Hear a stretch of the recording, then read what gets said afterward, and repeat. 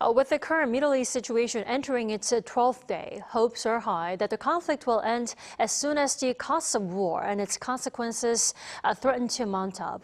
Our foreign affairs correspondent Oh Soo-young is here in the studio to discuss the war's implications not only in the Gulf but in East Asia. Good evening, Soo-young. Hi, Dami. So, Soo-young, Trump says the war could end quickly, whereas Iran says it's ready for a prolonged conflict. We're getting mixed signals here, aren't we? That's right, Tammy. So President Donald Trump said on Monday that, the U.S. is ready to, basically the war could be over very soon, Right. saying that, military operations in Iran are far ahead of schedule. And Tehran, on the other hand, has indicated that it's very much prepared for a long war. So as you said, mixed signals. Yeah. And analysts say that this rhetoric is in fact very much strategic posturing. Side. So President Trump saying the war could end soon serves both strategic messaging and domestic politics. It signals confidence, reassure allies, and suggests that U.S. military pressure is working. But from Iran's perspective, however, the strategy is opposite. Tehran wants to demonstrate resilience and signal that it can absorb pressure over time. Of course, talk is cheap, war is not. According to the Center for Strategic and International Studies, the war is costing Washington about $891.4 million per day, with intensive use of advanced missiles, air power, and naval assets. So this puts critical military stockpiles under pressure as well, as the US supplies interceptors to Ukraine while maintaining its commitments in the Indo-Pacific.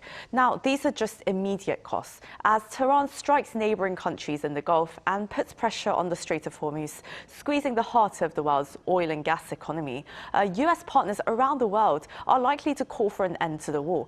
But more crucially for Trump, he needs to consider prices at the pump for US consumers. Average petrol prices have jumped about 11% in the US in a week since the conflict broke out, now standing at around $3.50 per US gallon. 5 days, and there's no possible way that Trump could sustain this kind of warfare until September. That once he had argued, because if he does that, he will gonna definitely lose the election because midterm election is decided not with the success of diplomatic achievement, but the unemployment and oil prices and all this economic factors. So I don't think the incentives for the United States are there to actually prolong war. And of course, the Iranian side, although they are saying they're going to fight till the end, but they don't have any ammunition. They don't have any asset to fight back. The concern is the war is expensive. Now, Soo-young, but even if the war ends quickly, Iran strikes have already spread across the Gulf. What does that mean for the region? That's right. Perhaps one of the most consequential impacts of this war is the sheer shock that it's really delivered to Gulf nations. Iran's missile strikes, drone strikes, they've not only just hit US bases in the region, but targeted major ports, hotels, airports, and energy facilities, costing civilian lives and casualties in neighboring countries. Saudi Arabia, Bahrain, Qatar, the United Arab Emirates, Kuwait, Jordan, Oman, and Iraq. The UAE alone has intercepted more than 1,500 missiles and drones, according to its defense ministry. So for countries relying heavily on US security guarantees, this conflict, this experience has really raised some serious questions. The legacy of this warfare will be massive, in my opinion, because not only they don't trust Iran, but they lost their credibility of United States as well, because United States failed to give a protection to them, because THAAD, Patriot missile, and all this thing. Then, amid reports that U.S. assets are being redeployed from the Korean Peninsula to the Middle East, what has been the regional reaction, Soo-young?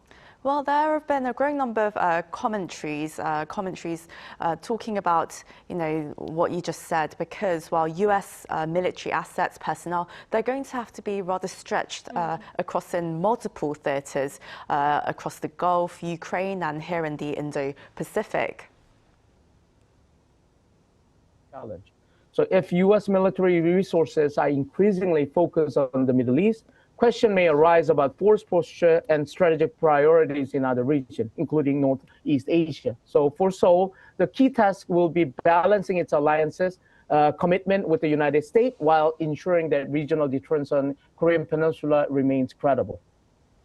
Still, Seoul's presidential office is taking a cautious public stance regarding the matter, warning against speculative reporting.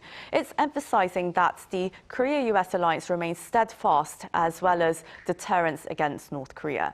Meanwhile, questions are being raised in Japan's parliament and media about whether the US will request Tokyo's support in its war efforts.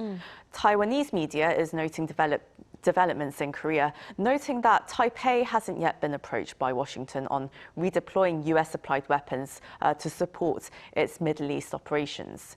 Now, this week, Michael DeSombre, US Assistant Secretary of State for East Asian and Pacific Affairs, is in Korea for 5 days, starting Wednesday, and will also travel to Tokyo and Ulaanbaatar. So regional security amid this situation in the Middle East, of course, is very much likely to top the agenda, with many watching DeSombre's movements for any signal of US posture. Indeed, Soo-young, thank you so much for keeping us updated. We appreciate it. Thanks for having me, Tammy.